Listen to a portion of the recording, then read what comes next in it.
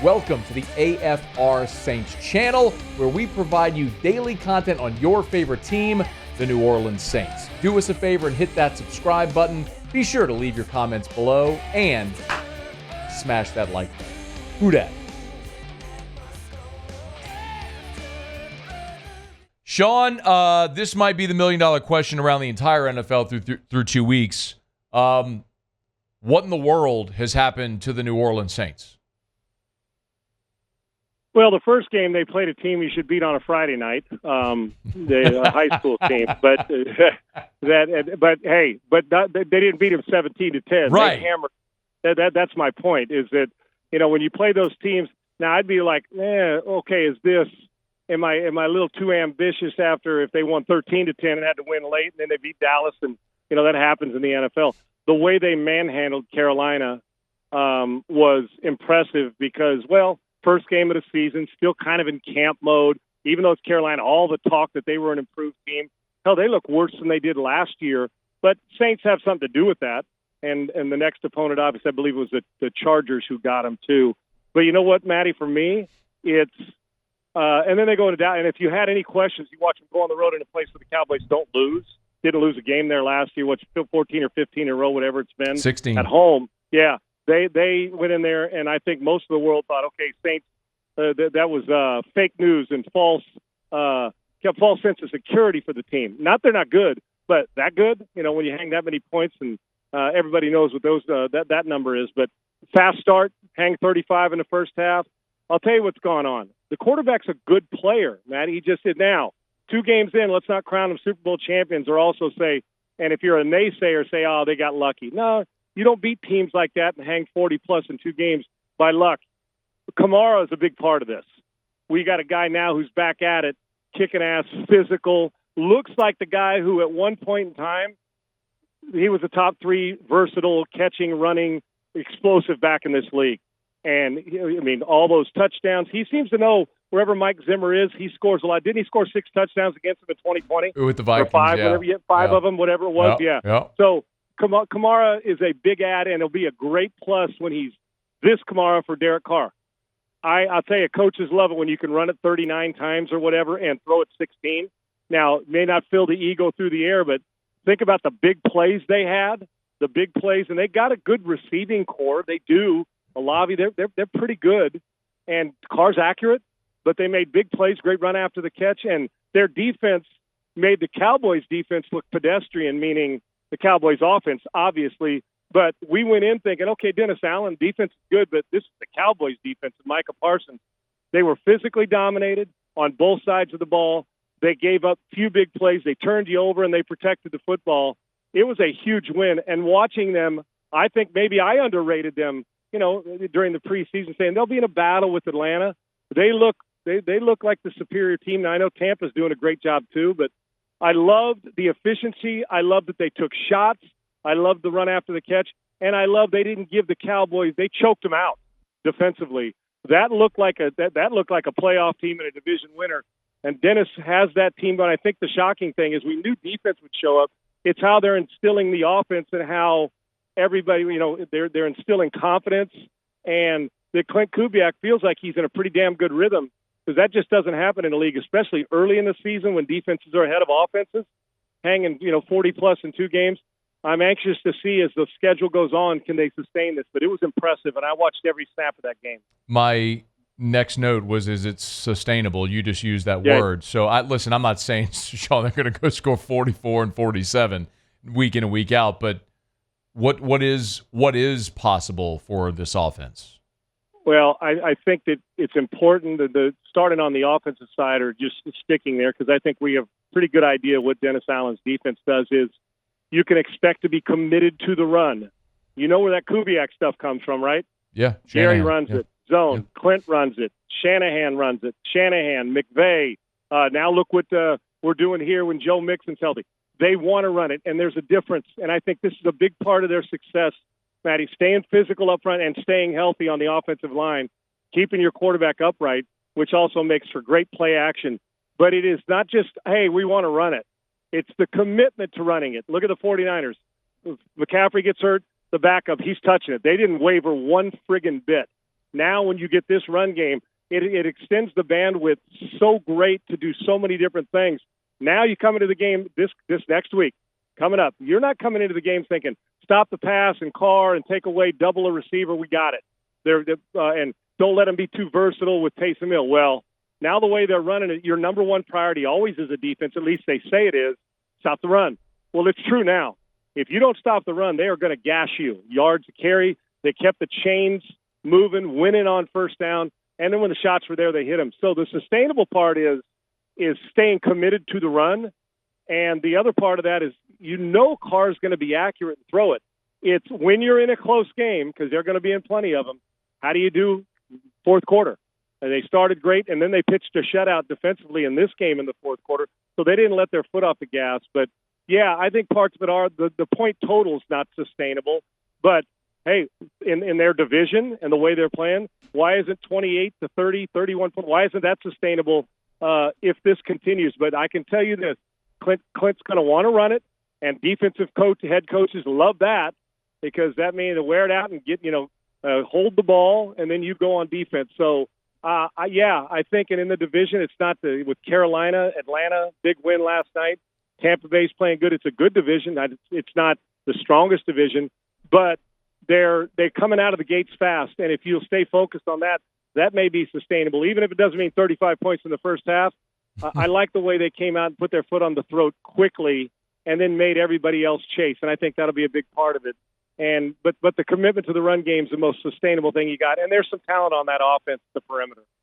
Sean, I didn't prep you for this question intentionally because I want your knee-jerk reaction to it. Yeah. So you played with Rich Gannon in Minnesota. So and I brought this up to our audience yesterday. My contention with Derek Carr is, look, we got a decade of a sample size of what he is. He's a good, not great NFL quarterback. I concur. It's a decade. It's 161 games. We know what he is. But similar to Gannon, who was a long time, 18 years in the league, started 132 times, played 157. But when he got to Oakland, Callahan made him an MVP in 2002 and then went to the Super Bowl. There was something there at his age 37 season that was a magic unlock, and I hope we're seeing the same thing with Derek Carr. Does that? I'm with you. Please. Go ahead. No, does that correlate, please? It does, and it's not for everybody. But one thing I know about Carr, I've been told by a coach who coached him, that hit him early in a game and maybe it changes in December, that type of thing. Not disrespectful because he said, guy will work his ass off. He's smart. He's competitive. He loves his teammates. He's a great teammate, all those things. And so there's some leadership there, which I like. And you are exactly right. And it's a great question because I can tell you exactly who Rich Gannon was and ended up being. Rich, and I love Rich, and I loved his story. Teammate of mine, when he drafted him, remember New England drafted him to play running back. They traded him to Minnesota, and Minnesota liked him as a quarterback because he was a playmaker. Rich had eyes in the back of his head. At that point in time, I said, man, this guy's instincts in the pocket to know when to escape were ahead of his time, meaning ahead of now it's just, hell, he'd probably even be better at this time because when Rich started, Rich was not a pocket passer per se. We did it. We moved him around, and he was a playmaker, though, and a very smart guy. But what happened as his year went on, the injury hit. He had a shoulder. When they traded him to Washington, sat out of football for a minute, came back, sent him to Kansas City. He was better than Elvis Gerbach. Paul Hackett was there. Hackett's a grinder. Rich, who was smart, but when you're such a playmaker, a lot of times playmakers or strong-arm quarterbacks or playmaking quarterbacks can kind of take how hard it is to mentally stay sharp the entire time and sustain that for 15 years because you can bail yourself out with some other plays. Well, as Rich's career went on in Kansas City, he was always a student, but I'm talking about he'd beat Hackett. And then when he went to Oakland, remember he had Gruden first. Yep. They would battle to see who got to the complex first. Rich went from playmaker and ultra talented and a great teammate to, okay, I'm a little older. I've lost a little bit of my, that speed or skill that every guy loses or arm strength. How do I combat this? Well, he's always been accurate. He went from that. Now he took the elevation of the mental and emotional side of how to handle it, matched his physical skills, and exceeded them. His mental game, I'm convinced now you got to be accurate, but Rich could throw from different arm angles. But Rich worked hard on throwing the ball on time and not bailing easy because he was so talented with his feet. He would bail sometimes and make big plays in Minnesota, but it wasn't the priority was go make plays instead of, okay, how do I beat these guys from this position, from the hula hoop in the pocket? And I went and did a feature on him at ESPN when he was there. I couldn't be more proud of him. I love him. And I loved what I saw because he became maybe as big a student of the game as there was in the league at that time, which catapulted him. He knew where to throw it. He knew exactly what defenses were doing and how they tried to defend him. And he did every ounce of study you could. So when he went into a game, he already had the answers to the test. And then he was good enough to execute it. So Rich, while losing, like all players do as they get older, okay, I've lost this. How do I combat that? Well, how you combat it is the ball comes out a little quicker, a little more accurate. You anticipate. You know the defense a little bit better. All those things, and Rich perfected them, won the MVP, had him in a Super Bowl. So a lot of credit to the coaches who coached him, but Rich knew what he had to do and did it. And he worked endlessly and tirelessly at it. And I can tell you this, that at the time he was playing, I still think Rich Gannon's last few years, I think he was underrated. I think people appreciated him, but I don't know if we appreciated him enough of how he transformed his game to becoming one of the best cerebral players in the league that matched his physical skill. And yes, you can do that. And I think Derek Carr works hard enough. Hell, he should sit down with Rich and have a conversation about it. And how do you go about this? But it looks, and it's early returns this year, Carr's good enough physically to make every play. The question is the emotional and mental side when things aren't going good. How will he respond now? But I love the way he sacrificed and what he's told his teammates about, I'll do whatever it takes. And Rich did whatever it takes. It's a great parallel by you, and I really think Carr can. The question is, prove to us like we're asking Cousins and Prescott and Allen and Lamar Jackson. What are you doing in January? Now, I remember, though, and maybe I sell him a little short, the year they went to the playoffs and he was having an MVP year in Oakland, he got hurt, broke his leg, and Connor Cook played in the first playoff game, and they got beat. They didn't play well. You saw the fall off from from Carr to Cook, and if he can get that back and that confidence to know that January is like December, even though it's single elimination, it's the same football, the field's the same, almost like the Hoosiers movie, right? When Hackett said it's still 10 feet. if they're and he's no underdog, but people question, like I said, is he a Super Bowl guy? I think most would bet against it coming into this.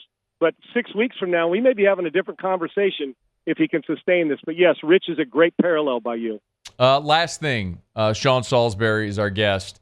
Who's the best team in the NFC through 2 weeks? I'm going to discount. I mean, records will say, well, is it Tampa or is it the best 2 weeks in? The best team in the NFC? It's not the Minnesota Vikings, but they're improved. Detroit, I mean, you saw what happened with them. Tampa goes in. Yeah. Tampa 2-0, improved. Philly has some weaknesses, but their roster says that they're the best team. Right now, when you look, the Rams can't win a game late. They're 0-2. Arizona put it on them. I'll be honest with you. To me, I'd still, even though Minnesota got San Francisco with a healthy McCaffrey, I still think they probably are there. Okay. But performance on both sides of the ball, I don't think. I think it's the New Orleans Saints. I don't care. It was Carolina. They went to a Dallas team and smoked them after Dallas put it on Cleveland. It's not just record. I think performance tells me, and what I've seen with my optics today, it's New Orleans. That may change. It's only 2 weeks. It's a small sample, but man, we're having a dramatic. All we got to judge him by. Yeah, that's all we got to judge him by, brother. A coach that was supposed to be fired in the offseason, a young coordinator, questions about the quarterback, how's the talent, Alvin Kamara, all those things. Well, guess what? Kamara and the rest of the boys have taken care of their business, and they'll fly around on defense. I'm anxious to see this conversation or listen to this when we're talking around Halloween, how this team's going then. But, man, I'm impressed, and they are, and we're going to have some fun watching these Saints if this continues. Saints host Philly on Sunday. Philly traveling on a short week after Monday Night Football. That will be if the Saints go to 3-0 with wins over Dallas and Philly. They're going to be kind of undeniable at that point. Exclamation point if they're able to do that. And, Philly's going to come a little angry and stuff, and that'll be a little short week or not. That'll be an impressive win, and it's a must-see game already early in the season. Sean Salisbury, y'all get him on Twitter at Sean Unfiltered. Follow him there. You can catch him weekday morning, Sports Talk 790 there in Houston, host of the Sean Salisbury Show. You're the best. Thanks, man. I appreciate you, brother. Thank you. Hey, thanks so much for watching.